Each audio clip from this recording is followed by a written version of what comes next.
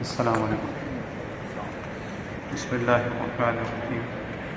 الحمد للہ رب العالمین والصلاة والسلام علی رسول اللہ وعلی آلہ وصحبہ ومن تبعهم بإحسان الی یوم الدین. آج کے خطبے کا موضوع ان ربک واسع المغفرہ، کہ بے شک تمہارا رب بہت وسیع مغفرت والا ہے، بہت زیادہ معاف کرنے والا ہے. تو اس چیز کو سمجھنا کہ اللہ رب العزت بہت زیادہ معاف کرنے والا ہے اور اس کو حاصل کرنا آج کے خطبے کا موضوع تھا. کیونکہ اللہ رب العزت کے بہت پیارے پیارے نام ہیں، اللہ رب العزت کی بہت ساری صفات ہیں، اور ان کا علم حاصل کرنا اور ان کو سیکھنا، اس کے مطابق عمل کرنا، یہ ایک مسلمان کے لیے بہت ضروری ہے. اور ایک بہت اہم صفت اللہ رب العزت کی مغفرت، معاف کرنے کی صفت، اس کو سمجھنا بہت ضروری ہے. کیونکہ بہت سارے لوگ شیطان کے دھوکے میں آ جاتے ہیں، اللہ رب العزت کی مغفرت سے ناواقف رہتے ہیں، اللہ کی رحمت سے ناواقف رہتے ہیں. کچھ ان سے غلطیاں ہو جاتی ہیں تو شیطان انہیں آہستہ آہستہ اندھیرے میں اور نا امیدی میں دھکیلتا رہتا ہے. لیکن اگر اللہ رب العزت کی صفات کا اور اس کے ناموں کا اس سے علم ہو تو وہ اللہ رب العزت سے کبھی بھی نا امید نہ ہو. جس طرح مختلف آیات اور احادیث پیش کی گئی، اللہ رب العزت نے ایک مقام پہ فرمایا وَسَارِعُوا إِلَى مَغْفِرَةٍ مِّن رَبِّكُمْ، کہ جلدی کرو، دوڑو اللہ رب العزت کی مغفرت کی طرف. یعنی انسان دیر نہ کرے، کبھی بھی اس سے غلطی ہو جائے، کسی وقت بھی اس سے غلطی ہو جائے، فوراً جلدی کرے، اللہ رب العزت سے معافی طلب کرے، مغفرت طلب کرے. دیر نہ کرے کہ ابھی تو میں جوان ہوں، کچھ عرصے کے بعد توبہ کر لوں گا، اس کے بعد میں مسجدوں میں بیٹھ جاؤں گا، یا پھر اور اس قسم کے خیالات جو کہ شیطانی خیالات ہیں. اسلام نے ہمیں جلدی کرنے کا کہا ہے اللہ رب العزت کی مغفرت کی طرف. وَسَارِعُوا إِلَى مَغْفِرَةٍ مِّن رَبِّكُمْ، اللہ رب العزت کی مغفرت کی طرف جلدی کرو، بھاگو اس کی طرف. وَجَنَّةٍ، مغفرت کی طرف بھی جلدی کرو اور معافی مانگ کے اللہ رب العزت کی جنت کو ڈھونڈو. وَجَنَّةٍ أَرْضُهَا السَّمَاوَاتُ وَالْأَرْضُ، اللہ رب العزت کی اس جنت کی طرف جلدی کرو جس کی پیمائش، جس کی چوڑائی یعنی اس کی width جو ہے وہ آسمان اور زمین کے برابر ہے. یعنی اتنی وسیع عریض جنت اللہ رب العزت نے تیار کی ہے. اور کس کے لیے؟ وَعِدَّتْ لِلْمُتَّقِينَ، جو کہ اللہ رب العزت نے پرہیزگاروں کے لیے تیار کی ہے. جو کہ پرہیزگار وہ شخص ہے جو اللہ رب العزت سے ہر حال میں ڈرتا رہتا ہے، اور اگر کبھی غلطی ہو جائے تو فوراً اللہ رب العزت کی مغفرت کی طرف رجوع کرتا ہے، اللہ کے عذاب سے پناہ مانگتا ہے، اور اللہ رب العزت نے جو جنت اس کے لیے تیار کی ہے اس کا سوال کرتا ہے. تو اللہ رب العزت نے ہمیں اپنی مغفرت کی طرف جلدی کرنے کا حکم دیا ہے. تو اس مغفرت کے بارے میں علم حاصل کریں. اللہ رب العزت کتنا معاف کرنے والا ہے، کتنی رحمت کرنے والا ہے، کتنا اپنے بندوں سے محبت کرنے والا ہے، اس کو سیکھیں اور ہمیشہ اللہ رب العزت سے انسان معافی طلب کرے. جس طرح ایک اور مقام پر بہت ہی مشہور آیت ہے کہ اللہ رب العزت نے فرمایا، اور اس آیت کے شان نزول میں بہت سارے واقعے بھی پیش کیے جاتے ہیں. اللہ رب العزت نے ایک مقام میں فرمایا قُلْ يَا عِبَادِيَ الَّذِينَ أَسْرَفُوا عَلَىٰ أَنفُسِهِمْ لَا تَقْنَطُوا مِن رَحْمَةِ اللَّهِ، کہ آپ صلی اللہ علیہ وسلم میرے ان بندوں کو بتا دیں اسرفوا علی انفسہم، جو اپنے نفس پر بہت زیادہ ظلم کر چکے ہیں. یعنی آدمی جب ظلم کرتا ہے، زیادتی کرتا ہے، کوئی گناہ کرتا ہے تو اس کا وبال خود ہی اس پر آتا ہے. تو اسی چیز کا ذکر اس آیت میں کیا گیا ہے کہ کوئی اگر گناہ کرتا ہے تو خود اس نے اپنی جان پر ظلم کیا ہے. دوسروں کے اوپر اگر اس نے زیادتی بھی کی ہے تو اس کی مصیبت خود اس شخص کے اوپر آئے گی. تو گویا اس نے خود اپنے اوپر ظلم کیا ہے. تو اللہ رب العزت نے فرمایا کہ جو بہت اپنے نفس پر بھی ظلم کر چکے ہیں، اسرفوا علی انفسہم لا تقنطوا من رحمۃ اللہ، اللہ رب العزت کی رحمت سے کبھی بھی نا امید نہ ہونا، کبھی بھی مایوس نہ ہونا. کیوں؟ ان اللہ یغفر الذنوب جميعا، کیونکہ بے شک اللہ تمام گناہوں کو معاف کرنے والا ہے. ایک انسان نے جتنے بھی گناہ کیے ہوں اللہ رب العزت تمام گناہ معاف کرنے والا ہے. انہ هو الغفور الرحیم، بے شک اللہ بہت معاف کرنے والا اور بہت زیادہ رحم کرنے والا ہے. بہت ساری احادیث ہیں اس آیت کے تحت بتانے کے لیے کہ اللہ رب العزت کتنی مغفرت کرتا ہے، اور عام طور پہ ہم سنتے بھی رہتے ہیں. مثال کے طور پر ایک روایت میں آتا ہے کہ صحابی رسول فرماتے ہیں جاء شیخ کبیر الی النبی صلی اللہ علیہ وسلم یتکئ علی عصا لہ، کہ ایک بوڑھا شخص آپ صلی اللہ علیہ وسلم کے پاس آیا اور وہ بھی لاٹھی پہ ٹیک لگاتے ہوئے، یعنی بہت بوڑھا ہو چکا تھا، بہت اس کی عمر زیادہ ہو چکی تھی، یہاں تک کہ لاٹھی پہ ٹیک لگانے کے لیے اس کو آنا پڑا. تو اس نے آ کے آپ صلی اللہ علیہ وسلم نے آکے آپ صلی اللہ علیہ وسلم سے جو سوال کیا، یا رسول اللہ ان لی غدرات و فجرات، کہ میری بہت ساری ایسے کام ہیں جو میرے گناہ کے کام ہیں اور بہت سارے دھوکوں کے کام ہیں، یعنی لوگوں کو بھی میں نے زیادتی کی ہوگی اور بھی میں نے گناہ کے کام کیے ہیں، فہل لی من توبہ، کیا میرے لیے کوئی مغفرت، کوئی توبہ ہے؟ تو آپ صلی اللہ علیہ وسلم نے اس سے پوچھا کہ کیا تو اس بات کی گواہی دیتا ہے کہ ایک اللہ کے علاوہ کوئی سچا معبود نہیں ہے، یعنی ہر قسم کے شرک سے بری ہوتا ہے، اور یہ گواہی دیتا ہے کہ میں اللہ کا رسول ہوں؟ تو اس شخص نے کہا ہاں میں اس بات کی گواہی دیتا ہوں اللہ کے رسول۔ تو آپ نے فرمایا تیری جتنے بھی گناہ تھے اللہ نے پھر اس میں معاف کر دیے۔ یہ ایمان کی اتنی برکت ہے، اللہ اور عزت کی رحمت کی برکت ہے، اور بہت ساری احادیث اس میں آتی ہیں۔ حضرت ابن عباس رضی اللہ عنہ فرماتے ہیں کہ جاہلیت کے زمانے کے جو لوگ تھے انہوں نے بہت سارے گناہ کیے، قتل و غارت کی، چوری وغیرہ بہت سارے گناہ کیے۔ آپ صلی اللہ علیہ وسلم کے پاس آئے اور کہا ہمارے گناہ تو اتنے ہو چکے ہیں اور بہت زیادہ ہو چکے ہیں، کیا ہمارے لیے کوئی راستہ ہے؟ تو اللہ اور عزت نے یہ آیت نازل کر دی کہ آپ میرے ان بندوں کو بتا دیں جنہوں نے اپنے نفسوں پر، اپنی جانوں پر بہت زیادہ ظلم کیا ہے، اللہ اور عزت کی رحمت سے، مغفرت سے کبھی بھی مایوس نہ ہوں۔ اللہ اور عزت تمام گناہوں کو معاف کر دیتا ہے، لیکن شرط یہ ہے کہ اللہ سے معافی طلب کی جائے، اللہ اور عزت نے جن چیزوں کا حکم دیا ہے ان کی طرف رجوع کیا جائے، تو اللہ اور عزت بہت واسع المغفرہ، معاف کرنے والا ہے، گناہوں کو بخشنے والا ہے، اللہ اور عزت تمام گناہ معاف کر دیتا ہے۔ اسی طرح ایک اور حدیث میں آتا ہے، اور یہ ہر انسان کی حالت ہے، اللہ اور عزت نے فرمایا، حدیث قدسی ہے، اللہ اور عزت نے فرمایا یا عبادی انکم تخطئون باللیل والنہار، اے میرے بندو تم دن رات کو گناہ کرتے ہو، دن رات تمہارے غلطیوں سے خالی نہیں ہے، آدمی سے غلطیاں ہو جاتی ہیں، کوئی آدمی جتنا بھی پرہیزگار ہو کہیں نہ کہیں اس سے چوک ہو جاتی ہے، یا تو شیطان اس کو مرغلا دیتا ہے، کوئی نہ کوئی غلطی اس سے دن رات میں ہو ہی جاتی ہے، جس طرح آپ صلی اللہ علیہ وسلم نے فرمایا کہ آدم کی تمام اولاد یہ ان سے غلطیاں ہو جاتی ہیں، تو پھر اللہ عزت نے فرمایا یہ تو تم میں ہے، وَأَنَا أَغْفِرُ الذُّنُوبَ، میں گناہوں کو معاف کرنے والا ہوں، فَاسْتَغْفِرُونِي أَغْفِرُ لَكُمْ، مجھ سے معافی طلب کرو میں تمہارے گناہوں کو معاف کر دوں گا۔ خطیب نے یہ بات کہی کہ ہم رات دن گناہ کرتے ہیں، تو ایک انسان کو چاہیے کہ رات کو جب وہ اپنے بستر پہ لیٹے اس وقت تک نہیں سوئے جب تک اپنے دن کی تمام غلطیوں سے اللہ اور رب العزت سے معافی نہ مانگ لیں۔ اسی طرح صبح جب ہو، اس کا دن ہو، شام کو، جب بھی اسے یاد آئے ہمیشہ اللہ رب العزت سے استغفار کریں۔ اللہ رب العزت نے ہمیں بتا دیا کہ ہم دن رات غلطیاں کرتے ہیں، اور اپنے بارے میں بتا دیا کہ میں معاف کرنے والا ہوں، مجھ سے معاف کرو، مجھ سے معافی مانگو، معافی طلب کرو، میں تم کو معاف کرتا رہوں گا۔ تو ہمیں ضرور چاہیے کہ اللہ اور عزت کی مغفرت کو سمجھیں اور اپنے گناہوں سے معافی مانگیں، کبھی بھی مایوس نہ ہو، کیونکہ شیطان عام طور پر جن لوگوں کو علم کی کمی ہوتی ہے، اللہ اور عزت کی معرفت نہیں ہوتی ہے، ان کو اس وسوسے میں ڈال دیتا ہے کہ تمہارا گناہ تو بہت ہی عظیم ہے، تمہارے لیے مغفرت کہاں سے آئے گی، تم کیسے معاف کیے جاؤ گے؟ ہرگز نہیں، اللہ رب العزت نے ہمیں وعدہ کیا ہے کہ تمام گناہ معاف کر دے گا۔ دن رات کو جتنے بھی گناہ کرتے ہو اللہ رب العزت سے معافی طلب کرو، اللہ رب العزت گناہ معاف کر دے گا۔ لیکن اللہ رب العزت کے کچھ قواعد ہیں، جس طرح بیان کیا گیا کہ اللہ رب العزت سے معافی مانگنا، یعنی یہ کچھ قواعد ہیں، یعنی اللہ رب العزت معاف کرتا ہے جب تک انسان کچھ اعمال کو اپنائے، اور کچھ ایسے اعمال ہیں جو کہ بہت آسان ہیں، روزمرہ کے ہیں، اس میں بھی اللہ رب العزت ہمارے گناہوں کو معاف کرتا ہے، لیکن کچھ شرائط ہیں کہ اللہ رب العزت کی مغفرت کو پانا، اور سب سے پہلی شرط جو کہ ہمیشہ تمام اعمال کی قبولیت کے لیے ہے وہ یہ ہے کہ اللہ رب العزت پر ایمان لانا، حقیقی معنوں میں ایمان لانا، صرف یہ نہیں کہنا کہ میں مسلمان گھرانے میں پیدا ہوں، یہ نہیں، اللہ رب العزت پر حقیقی ایمان لانا یہ مغفرت کی شرط ہے۔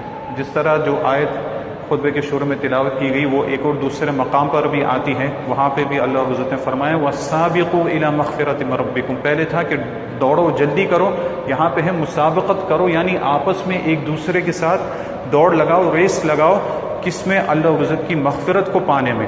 اور اللہ رب العزت کی مغفرت انسان کیسے پائے گا، ایک دوسرے کے ساتھ مقابلہ کیسے کرے گا؟ اللہ رب العزت سے زیادہ اپنے ساتھیوں سے زیادہ استغفار کر کے، زیادہ نیک اعمال کر کے، دین کو زیادہ سمجھ کر، تاکہ جتنا میں اللہ رب العزت کے اور زیادہ قریب ہوں گا، جتنا میں معافی مانگوں گا، جتنا میں نیک اعمال کروں گا، اتنا میں اپنے ساتھیوں کے ساتھ میں مقابلہ کر رہا ہوں، تو میں اللہ رب العزت کی مغفرت کے زیادہ قریب ہوں۔ تو یہاں پہ اللہ رب العزت نے اس کی ترغیب دلائی ہے کہ دوڑو، آپس میں ایک دوسرے سے مسابقہ کرو اللہ اور عزت کی مغفرت کو حاصل کرنے میں اور اس جنت کو حاصل کرنے میں۔ یہاں پہ بھی وہی چیز ذکر ہے کہ عرضها كعرض السماء والارض، یہ اس کی پیمائش اتنی ہے، یعنی اس کی جنت اتنی وسیع ہے جتنا آسمان اور زمین وسیع ہے. اور یہاں پہ اللہ رب العزت نے وہ جنت شرط بتا دی کہ اللہ رب العزت نے کن لوگوں کے لیے اس کو تیار کیا ہے.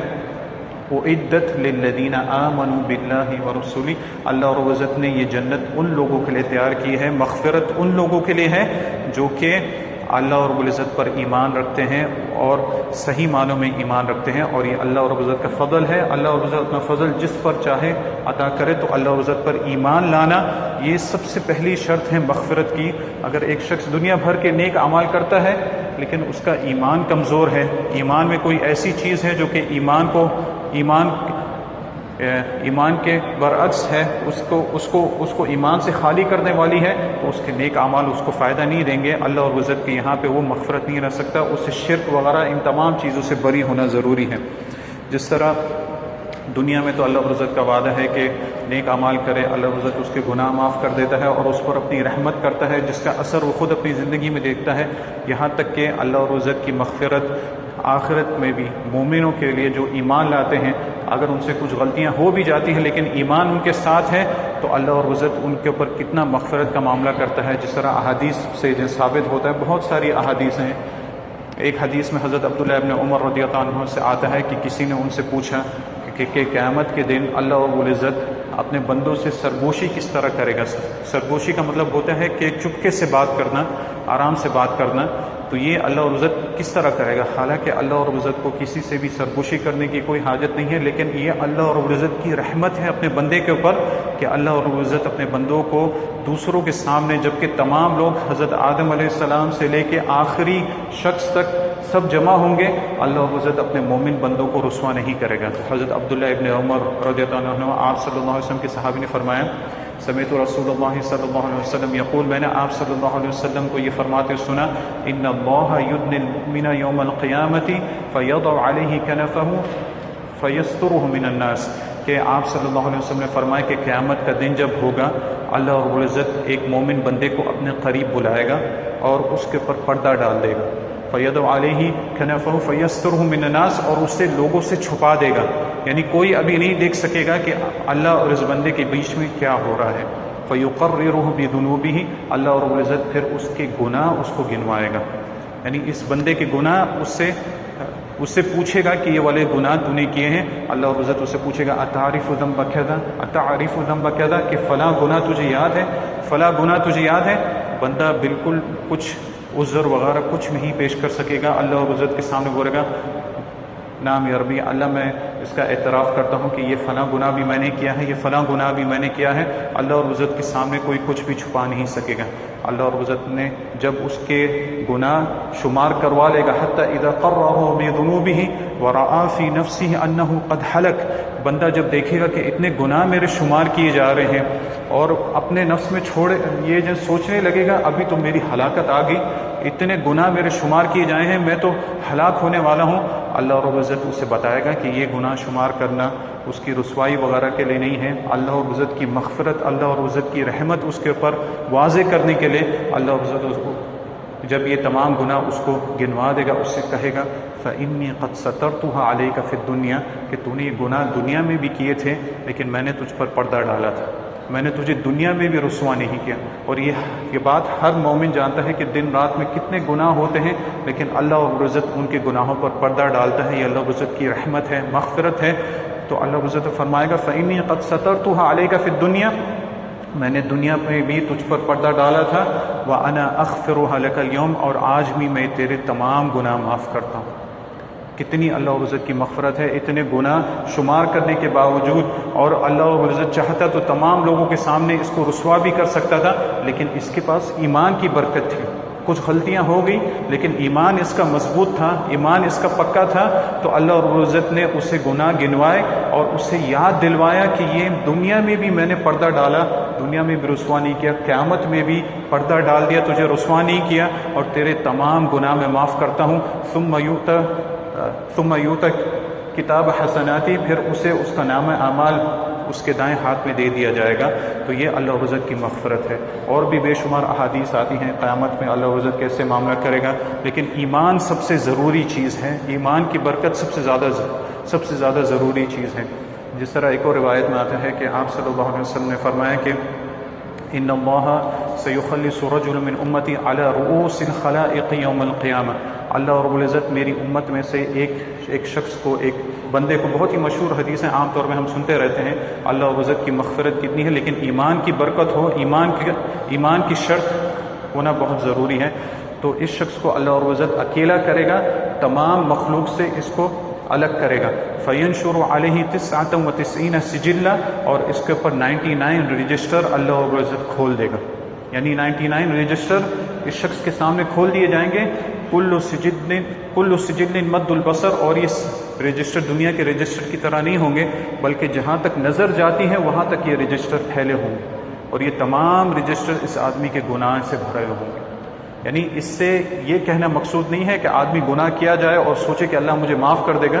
یہ اللہ رب العزت کی مرضی ہے، اللہ جس کو معاف کر دے. اللہ کا وعدہ ہے کہ مشرک کو اللہ معاف نہیں کرے گا، چاہے جتنے بھی دنیا میں اس نے نیک اعمال کیے ہوں، جتنے ہسپتال بنائے ہوں، سڑکیں بنائی ہوں، کچھ بھی کیا ہو، شرک لے کے آیا اللہ اسے معاف نہیں کرے گا. لیکن جس کے پاس توحید ہے، ایمان ہے، اگر اس سے غلطیاں ہو گئی تو یہ اللہ کی مرضی ہے. اللہ چاہے تو معاف کر دے، اللہ چاہے تو اس کی سزا دے دے، اس شخص کو جہنم میں ڈال کے جتنے گناہ کیے ہیں جہنم میں اس کی سزا اس کو دے دے. لیکن آدمی اس چیز پہ نہ رہے کہ میرے پاس اگر توحید ہے تو اللہ مجھے معاف کر دے گا. ہمیشہ گناہوں سے بچے، جس طرح آپ صلی اللہ علیہ وسلم نے ہمیں تعلیم دی ہے. تو یہ شخص جب 99 رجسٹر اس کے سامنے کھول دیے جائیں گے تو اللہ اس سے پوچھے گا اتنکر من ھذا شیئا اظلمتک کتبتی الحافظون، کیا ان گناہوں میں سے کسی بھی گناہ کا انکار ہے؟ یعنی یہ جو سارے 99 رجسٹر ہیں اس میں سے کسی کا بھی انکار ہے؟ کیا میرے لکھنے والے فرشتوں نے تجھ پر کسی قسم کا ظلم کیا ہے؟ تو بندہ کہے گا لا یا ربی، اللہ کوئی ظلم نہیں کیا، کسی چیز کا انکار نہیں کیا، یہ تمام گناہ میں نے کیے ہیں، اتنے سارے گناہ میرے ہیں. تو اللہ رب العزت اس سے پوچھے گا افلک عذر ام حسنہ، کیا کوئی ایکسکیوز ہے، کیا کوئی وجہ ہے گناہ کرنے کی، یا کوئی نیکی تیرے پاس ہے؟ فیبہت رجل، تو آدمی بالکل لاجواب ہو جائے گا. تو اور وہ کہے گا لا یا اللہ کوئی عذر نہیں ہے، کوئی نیکی بھی نہیں ہے. تو اللہ رب العزت کی رحمت دیکھیں، اللہ رب العزت چاہتا ہے کہ اپنے بندوں کو معاف کرے، مغفرت کرے، لیکن بندے اللہ رب العزت کی معافی مانگے، طلب کرے. اتنے گناہ ہونے کے باوجود اللہ چاہتا ہے کہ اپنے بندوں کو معاف کرے. اور پہلی شرط ان کے پاس ہونا ضروری ہے، ایمان ان کے پاس ہونا ضروری ہے، نہیں تو اللہ کی مغفرت کو نہیں پا سکتے. اللہ رب العزت اسے جب بندہ بالکل لاجواب ہو جائے گا، کچھ بول نہیں سکتا، 99 رجسٹر سامنے ہے، اللہ رب العزت فرمائے گا بلا ان لک عندنا حسنہ، نہیں، تیری ایک نیکی ہمارے پاس ہے، ایک نیکی تیری ہمارے پاس ہے. جس طرح گناہ لکھے گئے ہیں اس طرح نیکیاں سب کچھ لکھی گئی ہیں. اللہ رب العزت کسی کے اوپر ذرہ برابر بھی ظلم نہیں کر سکتا، ذرا برابر بھی ظلم نہیں کرتا. تیری ایک نیکی جو ہمارے پاس ہے فیخرج له بطاقة فيها اشهد ان لا اله الا الله وان محمد رسول اللہ. ایک بطاقہ یعنی ایک چھوٹی سی پرچی جس پہ اس کی ایک نیکی لکھی گئی ہے کہ میں گواہی دیتا ہوں کہ اللہ کے علاوہ کوئی سچا معبود نہیں اور محمد صلی اللہ علیہ وسلم اللہ کے رسول ہیں. یہ اس کی ایک نیکی. پھر کہا جائے گا فاحضروا، کہ اس کو اس کے وزن کے پاس لے کے جاؤں جہاں پہ اس کے نام ہے، جہاں پہ اس کی نیکیاں اور برائیاں آپس میں تولی جائیں گی. تو بندہ کہے گا یا ربی ما هذه البطاقہ ما هذه السجلات، اے اللہ یہ ایک چھوٹی سی پرچی اور اتنے سارے رجسٹر، ان کا آپس میں کیا ہوگا؟ تو اللہ رب العزت نے فرمایا انک لا تظلم، تجھ پر ہرگز ظلم نہیں ہوگا. اللہ کے یہاں کسی پر بھی ظلم نہیں ہوتا. تو اسے کہا جائے گا جا کے دیکھو اپنا نامہ. تو آپ صلی اللہ علیہ وسلم نے فرمایا فتاشت السجلات وثقلت البطاقہ، کہ جو 99 رجسٹر ہوں گے وہ ہلکے ہو کے اوپر ہو جائیں گے ترازو میں، اور ایک چھوٹی سی پرچی جس پہ اللہ اور عزت کا مبارک نام ہوگا وہ بھاری ہو جائے گا. یعنی ایمان کی اتنی برکت کہ اس کی ساری زندگی کے گناہوں پر بھی ایک جو اس کا ایمان تھا وہ زیادہ بھاری ہو گیا. تو آپ صلی اللہ علیہ وسلم نے فرمایا ولا یثقل شیء بسم اللہ، اللہ اور عزت کے نام کے ساتھ کوئی بھی چیز بھاری نہیں ہو سکتی. یعنی ترازو میں کسی بھی چیز کو رکھ دیا جائے وہ اللہ اور عزت کے نام کے ساتھ بھاری نہیں ہو سکتی. تو اللہ اور عزت کی مغفرت کو حاصل کریں, اور مغفرت حاصل کرنے کے لیے سب سے پہلی شرط ہے کہ اللہ اور عزت پر ایمان لے کر آئیں.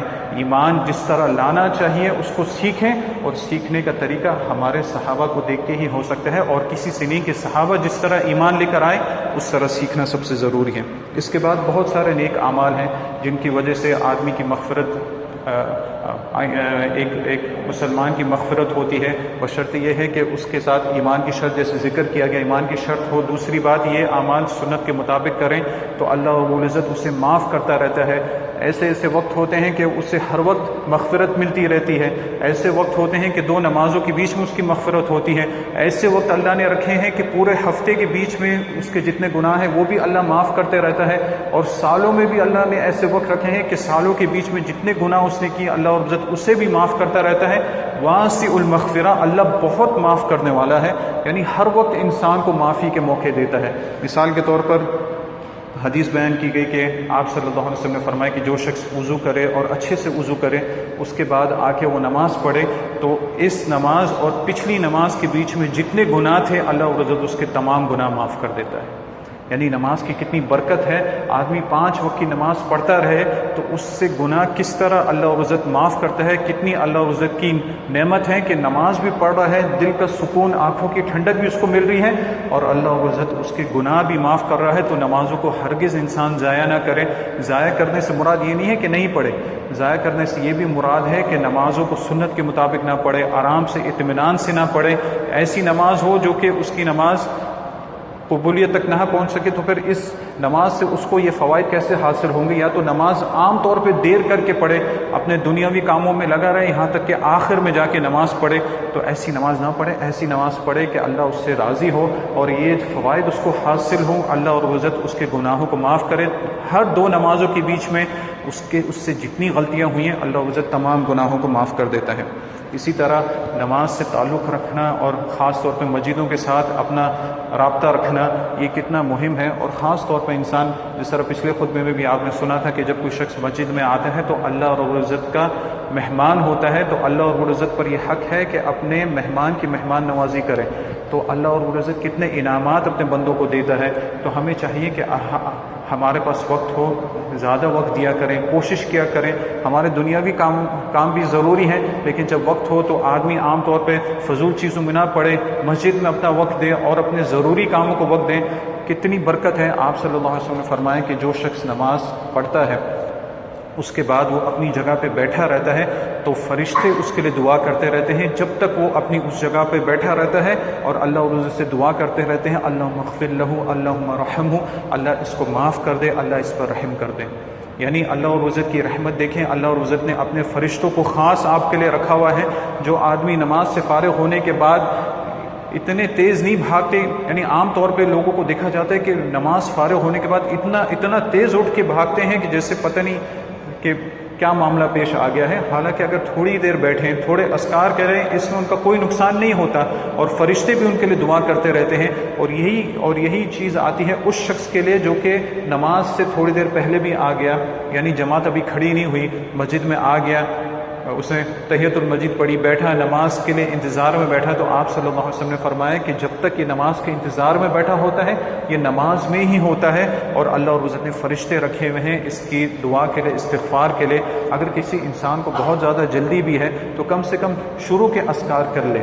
آپ صلی اللہ علیہ وسلم کے بارے میں آتا ہے کہ آپ جب نماز سے فارغ ہوتے آپ تکبیر کہتے اللہ اکبر, اس کے بعد آپ استغفار کرتے 3 دفعہ اللہ رب العزت استغفر اللہ استغفر اللہ استغفر اللہ, اللہم انت السلام, پھر یہ دعا پڑھتے اللہم انت السلام ومنک السلام تبارک یا ذا الجلال والاکرام. حضرت عائشہ فرماتی ہیں کہ اس اذکار تک آپ صلی اللہ علیہ وسلم اپنے مقام پہ بیٹھے رہتے. اس کے بعد علماء بتاتے ہیں کہ آپ اپنا چہرہ مبارک مقتدیوں کی طرف پھیر لیتے, لیکن آپ اپنی جگہ پہ بیٹھے رہتے, آپ اپنا چہرہ مقتدیوں کی طرف پھیر لیتے. اور احادیث سے پتہ چلتا ہے, علماء بتاتے ہیں کہ جب تک امام اپنا چہرہ مقتدیوں کی طرف نہیں پھیر لیں, مقتدیوں کو چاہیے کہ اپنی جگہوں پر بیٹھے رہیں. اپنی جگہوں سے کھڑے نہ ہو.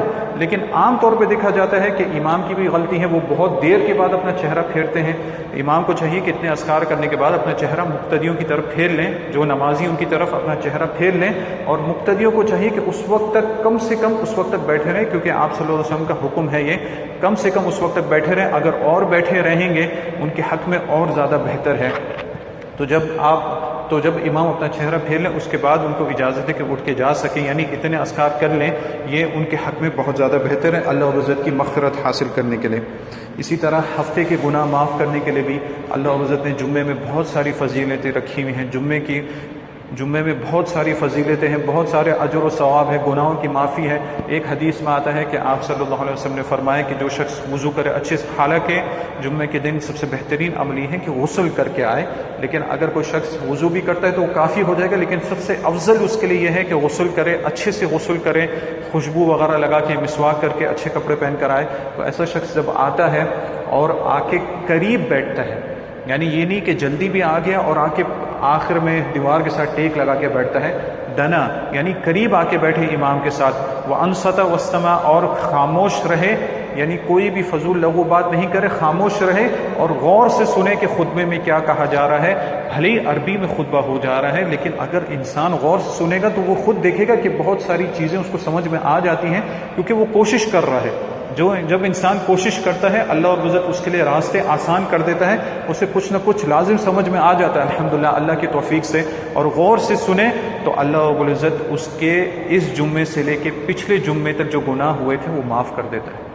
یعنی دیکھیں نمازوں کے بیچ میں اللہ رب العزت گناہ معاف کر دیتا ہے، ہفتے کے گناہ اللہ رب العزت جمعے کی برکت سے معاف کر دیتا ہے، اور اللہ کی فضل اللہ 3 دن اور بھی گناہ معاف کر دیتا ہے. یعنی ایک ہفتے کے گناہ تو معاف ہو گئے، اور اس کے ساتھ ساتھ 3 ایکسٹرا دن بونس اور بھی دیتا ہے، اگلے 3 دن کے جو گناہ ابھی نہیں کیے وہ بھی اللہ رب العزت معاف کر دیتا ہے اپنی رحمت سے. تو اللہ رب العزت کی صفت کو سمجھیں، واسع المغفرہ، لیکن مغفرت حاصل کرنے کے لیے جس طرح بار بار دہرایا جا رہا ہے کہ ان شرائط کو اپنائیں، ایمان کو اپنائیں، نیک اعمال کو اپنائیں.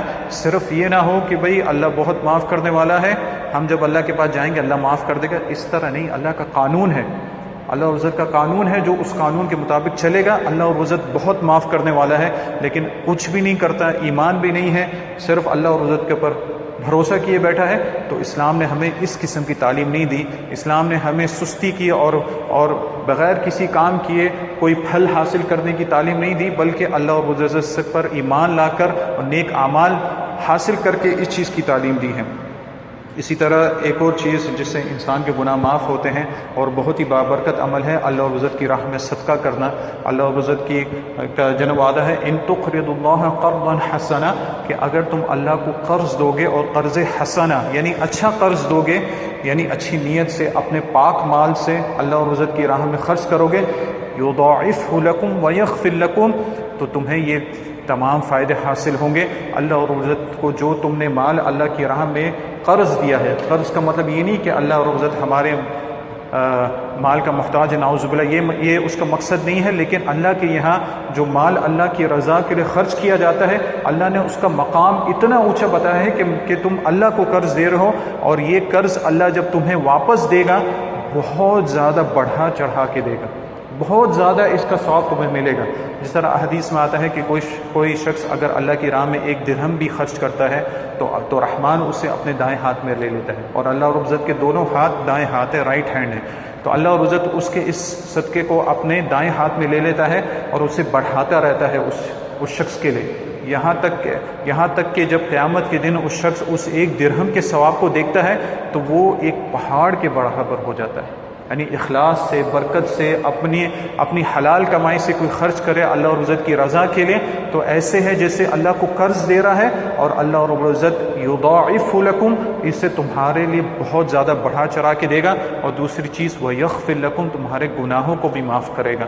تو آدمی صدقہ دے اچھی نیت سے، اللہ رب العزت اس کو بڑھاتا بھی ہے، اس کا مال بھی کم نہیں ہوتا، اور ساتھ ساتھ اس کے گناہ بھی معاف ہوتے ہیں. تو یہ کتنی بہترین چیز ہے اللہ رب العزت کے ساتھ، یعنی اللہ رب العزت کی اس صفت کو سمجھ کے آدمی اس کے اوپر عمل کرے.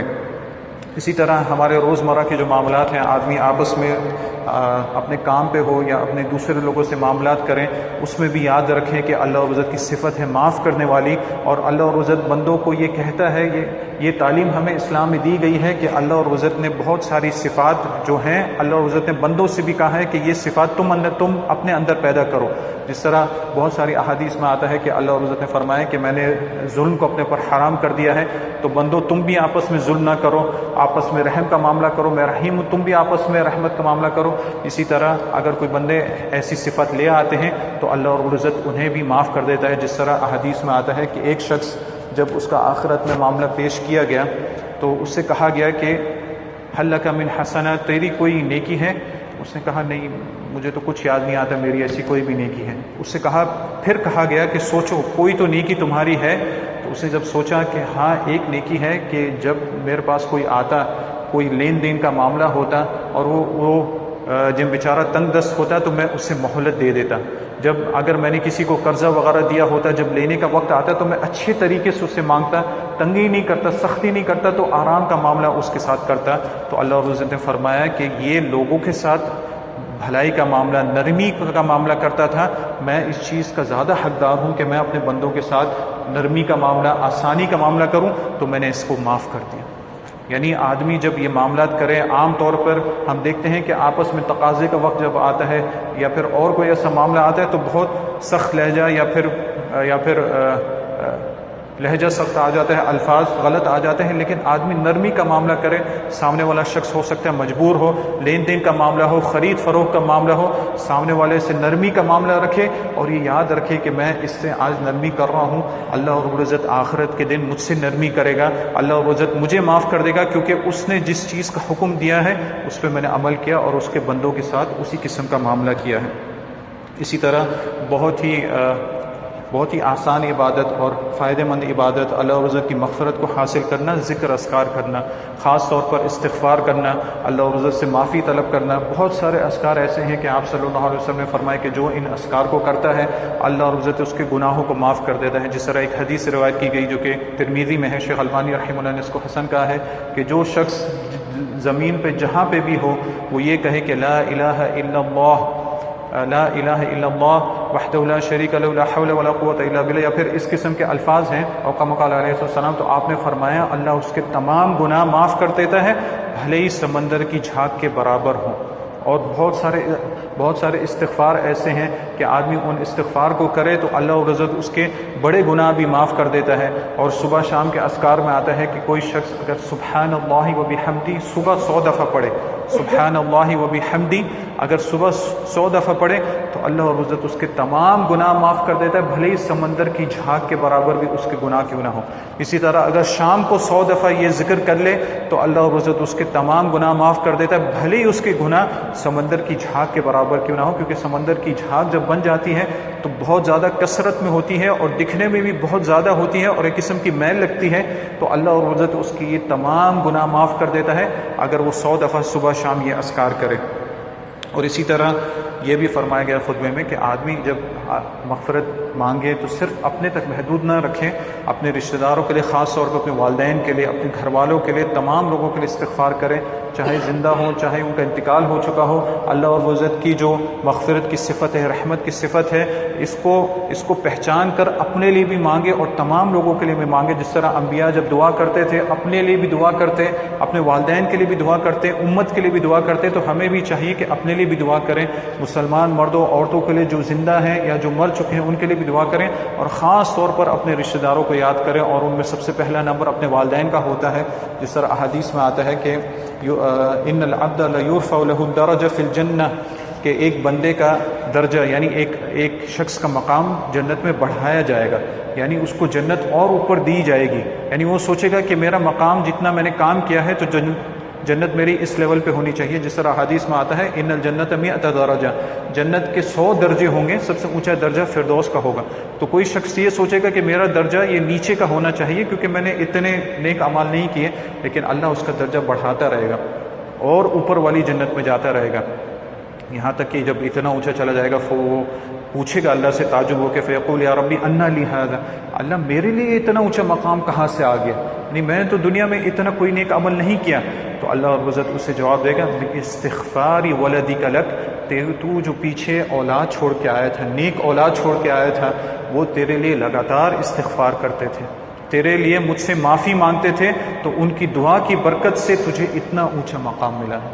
تو یہ ماں باپ کے ساتھ کتنی بہترین نیکی ہے کہ ان کے مرنے کے بعد بھی انسان ان کے لیے دعا کر رہا ہے. تو ماں باپ کو چاہیے کہ اپنی زندگی میں اپنے بچوں کو اذکار سکھائے، نماز سکھائے، اللہ سے معافی مانگنا سکھائے، اپنے لیے معافی مانگنا، اپنے گھر والوں کے لیے معافی مانگنا سکھائے، تاکہ اس کا فائدہ انہیں مرنے کے بعد بھی ہو. اللہ رب العزت واسع المغفرہ، بہت زیادہ معاف کرنے والا ہے، انہیں بھی معاف کرتا ہے، ان کے گھر والوں کو بھی معاف کرتا ہے، ان کے رشتہ داروں کو بھی معاف کرتا ہے. ایک انسان کی دعا کی برکت سے کتنے لوگوں کو اللہ معاف کرتا ہے اور کتنے درجات ان کی جنت میں بلند ہو سکتے ہیں، اس کا علم اللہ اور عزت کو ہی ہے. لیکن جس طرح یہاں پہ بندہ تعجب کرتا ہے حدیث میں کہ انا لی ھذا، اتنا اونچا مقام ملے کہاں ہوا، اس لیے علماء فرماتے ہیں کہ مردے کے لیے بہت سارے ایسی اعمال ہیں جو کہ قرآن و حدیث سے ثابت ہیں کہ یہ والے اعمال کیے جا سکتے ہیں، اور بہت سارے اعمال جو لوگوں میں مشروع ہیں، وہ جو کہ لوگوں میں رائج ہے، وہ احادیث سے ثابت نہیں ہے کہ مردوں کے لیے آپ ایسے اعمال نہیں کر سکتے، ان کو اس کا ثواب نہیں ملتا. لیکن جو اعمال ثابت ہیں ان میں سے سب سے زیادہ فائدہ مند چیز وہ دعا ہے. یعنی ایک مرحوم کو جو اعمال سب سے زیادہ فائدہ دے سکتے ہیں وہ ایک آدمی کی دعا ہے، اور نہ اس میں انسان کا پیسہ لگتا ہے، نہ اسے کہیں جانے کی ضرورت ہے، صرف اس کی طرف سے اخلاص چاہیے اور اللہ اور عزت سے اچھے سے دعا کرے. شرک وغیرہ جو تمام چیزوں سے پاک ہو، حرام کمائی اس کی نہ ہو، اللہ سے دعا کرے تو اس دعا کی برکت اسے بھی ملے گی اور اس کے مرحوم کو بھی بہت زیادہ اس کے فائدہ پہنچے گا. اسی طرح خطبے کے آخر میں یہ بتایا گیا کہ ابھی ہم شعبان کے مہینے میں ہیں، اور ایک ایسا مہینہ ہے کہ بہت اہمیت والا مہینہ ہے، اور اس میں اللہ اور عزت کی مغفرت کو ڈھونڈنا چاہیے. جس طرح ایک حدیث میں آتا ہے کہ آپ صلی اللہ علیہ وسلم نے فرمایا کہ، اور اس حدیث کو علماء نے صحیح کہا ہے کہ 15 شعبان کی رات کو، یعنی جب نصف شعبان 15 شعبان کی رات ہوتی ہے تو اللہ رب العزت زمین پر دیکھ کر تمام لوگوں کو معاف کر، بہت سارے لوگوں کو معاف کر دیتا ہے سوائے 2 قسم کے لوگوں کو. مشرک اور مشاہین کا لفظ آتا ہے، یعنی جو شخص اللہ کے ساتھ شرک کرنے والا ہے، قبروں پہ جاتا ہے یا اور کسی قسم کا شرک کرتا ہے، مزاروں پہ جاتا ہے، ایسے شخص کو اللہ معاف نہیں کرتا جب تک کہ وہ اللہ اور عزت سے توبہ کر کے اپنی حالت کو صحیح نہ کر لے، درست نہ کر لے، یا تو دعا میں کسی عبادت میں کسی قسم کا شرک کرتا ہے، ایسے شخص کو معاف نہیں کرتا. اور دوسری قسم کا شخص مشاہن، یعنی جس نے اپنے بھائی کے ساتھ کوئی حسد، کوئی جلن، یعنی کسی قسم کا بغض رکھا ہوا ہے، دشمنی رکھی ہوئی ہے، جب تک یہ آپس میں صلح نہیں کر لیتے تو ان کو بھی اللہ معاف نہیں کر دیتا. تو یہ حدیث صرف اس بارے میں ہے. حدیث سے جتنا مسئلہ ثابت ہوتا ہے ہمیں وہیں تک رکھنا چاہیے.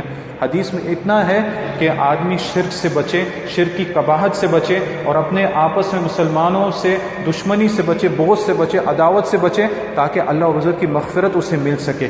اس کے علاوہ اس رات کو کوئی خاص اہتمام کرنا، کوئی خاص قیام کرنا، خاص اس رات کو روزہ رکھنا، یہ آپ صلی اللہ علیہ وسلم سے، آپ کے صحابہ سے ثابت نہیں ہے.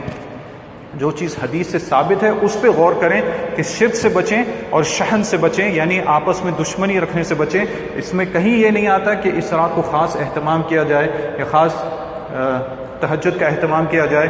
آدمی پورے سال قیام نہیں کرے، اس رات کو آ کے قیام کرے، یہ اس حدیث سے ثابت نہیں ہوتا.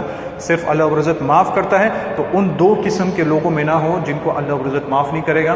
شرک سے بچیں اور شحن سے، آپس میں دشمنی کرنے سے بچیں. اور اس مہینے کی بہت زیادہ فضیلت بھی آتی ہے. حضرت عائشہ فرماتی ہیں رضی اللہ عنہا کہ میں نے آپ صلی اللہ علیہ وسلم کو رمضان کے علاوہ کسی اور مہینے میں زیادہ روزے رکھتے ہوئے نہیں دیکھا شعبان کے مہینے سے. یعنی یہ شعبان کا مہینہ ہے اور اس کے بعد رمضان کا مہینہ ہے. شعبان سے پہلے رجب کا مہینہ ہے. تو آپ صلی اللہ علیہ وسلم سے جب پوچھا گیا کہ اللہ کے رسول آپ شعبان میں اتنا روزہ کیوں رکھتے ہیں، یہاں تک کہ آپ پورا مہینہ تقریباً روزہ رکھ دیتے، حضرت عائشہ فرماتے ہیں یصوم شعبان کلہ، آپ تقریباً پورا شعبان کا مہینہ روزہ رکھ دیتے 1 تاریخ سے لے کے آخری تاریخ تک. تو آپ صلی اللہ علیہ وسلم نے فرمایا یہ ایک ایسا مہینہ ہے کہ اس مہینے سے لوگ غفلت میں رہ جاتے ہیں. اس سے جو پچھلا مہینہ ہے یعنی 8واں مہینہ جو 7واں مہینہ ہے اسلام کا وہ رجب کا مہینہ ہے. 8واں مہینہ شعبان ہے اور شعبان کے بعد رمضان ہے. رجب جو ہے وہ حرام مہینوں میں سے ہے تو حرمت کے مہینے اس کی بہت اہمیت ہوتی تھی. اور اس کے بعد رمضان کا مہینہ ہے. رمضان کی اہمیت سے کون ناواقف ہے؟ اتنا بہترین مہینہ ہے. تو اس مہینے کو لوگ عام طور پہ اس میں غفلت میں پڑ جاتے ہیں. تو میں چاہتا ہوں کہ ان کی اس غفلت سے آدمی نکلے اور اس مہینے کی اہمیت کو بھی سمجھیں اور اس میں کثرت سے روزے رکھیں. تو آپ صلی اللہ علیہ وسلم کی سنت تھی کہ آپ اس مہینے میں کثرت سے روزہ رکھا کرتے تھے. تو ہمارے لیے بھی یہ ہے کہ اگر کوئی شخص شعبان کے مہینے میں زیادہ سے زیادہ نفلی روزے رکھنا چاہتا ہے، وہ چاہتا ہے تو رکھے. پورا شعبان رکھ سکتے ہیں اگر اللہ رب العزت نے اس کو طاقت دی ہے، رمضان کے لیے کمزور نہیں ہوتا، چاہتا ہے تو رکھ سکتا ہے. لیکن اگر وہ نہیں رکھتا تو پھر علماء نے اس چیز سے منع کیا ہے جو کہ احادیث سے ثابت ہے کہ آدھا شعبان ہونے کے بعد یعنی 15 شعبان ہونے کے بعد وہ روزے رکھے. کیونکہ ہو سکتا ہے اس نے شروع سے روزے نہیں رکھے، ابھی روزے رکھے گا تو آگے رمضان کے لیے وہ کمزور ہو سکتا ہے. لیکن اگر کوئی شخص شعبان میں روزے رکھ رہا ہے، کثرت سے روزے رکھ رہا ہے، تو وہ اگر پورا مہینہ چاہے یا جتنا کثرت سے روزہ رکھ سکتا ہے وہ چاہے تو روزہ رکھ سکتا ہے. لیکن صرف 15 شعبان کو خاص کرنا یہ آپ صلی اللہ علیہ وسلم کی سنت سے ثابت نہیں ہے، نہ ہی صحابہ کرام کے طریقے سے ثابت ہے. اللہ رب العزت سے دعا ہے اللہ رب العزت ہمیں اپنے پیارے ناموں کی اور پیاری صفات کا علم حاصل کرنے کی توفیق عطا فرمائے اور اس کے مطابق اللہ رب العزت سے معافی مانگنے کی اور اس کے مطابق مغفرت طلب کرنے کی توفیق عطا فرمائے.